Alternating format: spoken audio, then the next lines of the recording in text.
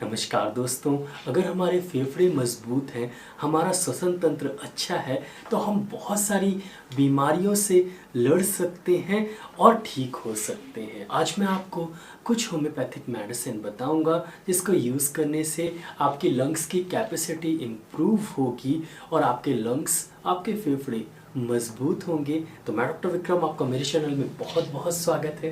तो चलिए शुरू करते हैं।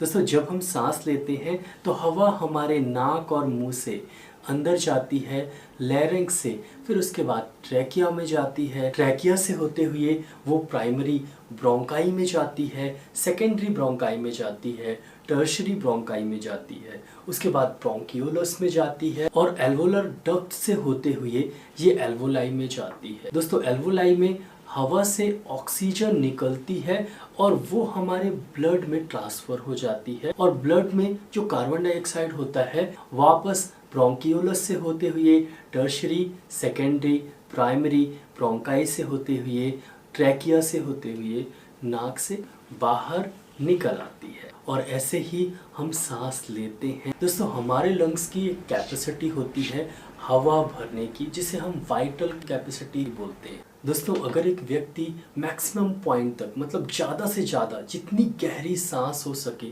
उतनी गहरी सांस लेता है, जितना हो सके उतना लेता है और उसके बाद जितनी गहरी सांस छोड़ सके उतना वो छोड़ता है। बिल्कुल ज़्यादा से ज़्यादा जो जितना आप छोड़ सकते हैं उतना आप छोड़िए और जो हवा, जो वॉल्यूम ऑफ एयर मैक्सिमम आप छोड़ पाते हैं मैक्सिमम लेने के बाद, उस वॉल्यूम ऑफ एयर को वाइटल कैपेसिटी ऑफ लंग्स बोला जाता है। एज के अकॉर्डिंगली मैं आपको बता देता हूँ कि normal vital capacity of lungs कितना होना चाहिए, तब आप बहुत सारी बीमारियों से सुरक्षित हो जाएंगे और आपको बहुत सारी बीमारियां अगर लग भी जाती हैं तो आप जल्दी से जल्दी ठीक हो जाएंगे और लंग से रिलेटेड प्रॉब्लम आपको बिल्कुल भी नहीं होगी। तो अगर आपकी उम्र 15 से लेकर 25 साल है तो आपकी वाइटल कैपेसिटी 3425 होगी।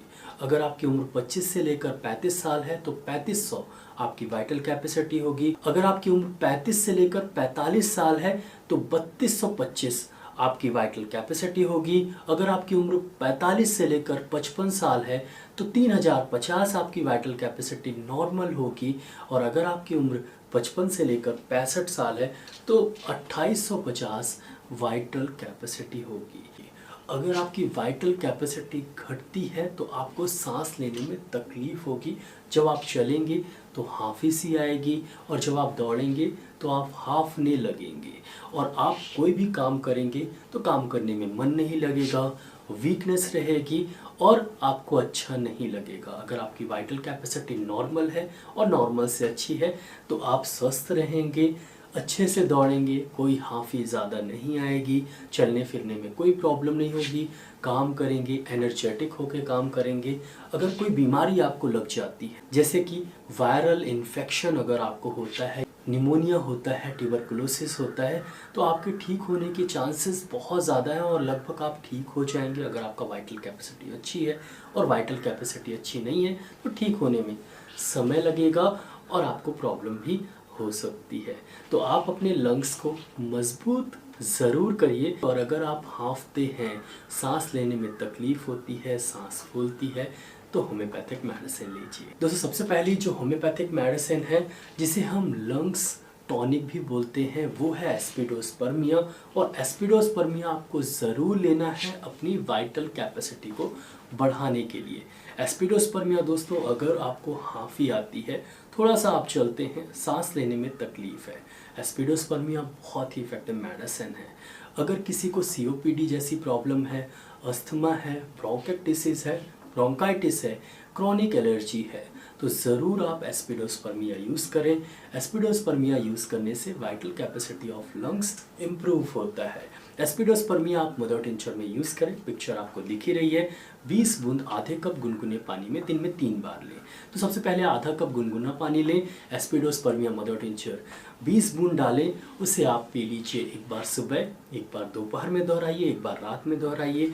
ये मेडिसिन 3 से 4 महीने तक आपको लेना है। शुरुआत से ही आपको अच्छा लगने लगेगा, इम्प्रूवमेंट दिखने लगेगी, लेकिन मेडिसिन कंटिन्यू लीजिएगा। धीरे धीरे आपके लंग्स की जो वाइटल कैपेसिटी है वो इंक्रीज हो जाएगी, हांफी आना बंद हो जाएगा।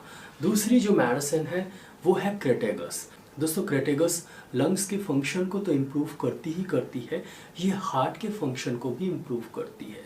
तो दोस्तों अगर आपका हार्ट अच्छे से फंक्शन नहीं कर रहा है, कमज़ोर है, तो वो लंग्स में इफेक्ट डालता है और लंग्स की कैपेसिटी भी कम हो जाती है, और जिसके कारण आपकी वाइटल कैपेसिटी कम हो जाती है।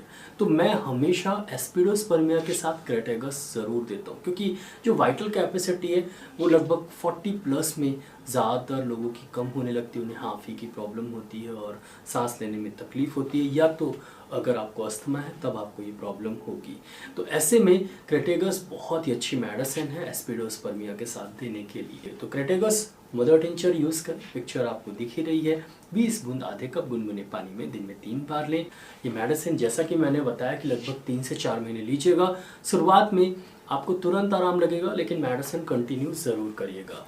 साथ में एक टिप्स, योगा ज़रूर करिए, अनुलोम विलोम ज़रूर करें, इससे भी vital capacity of lungs improve होती है। और अगर आपने मेडिसिन के लिए और योगा भी किया, यकीन मानिए आपको पल्मोनरी डिसीज़, रेस्पिरेटरी डिसीज़ नहीं होगी। अगर कभी भी आपको वायरल इन्फेक्शन हुआ तो आप बहुत जल्दी रिकवर कर जाएंगे। दोस्तों आशा करता हूँ कि आपको वीडियो अच्छा लगा हो। अगर अच्छा लगा हो तो प्लीज़ वीडियो के नीचे एक लाइक का बटन दिया गया तो उसको दबाना बिल्कुल मिलेगा।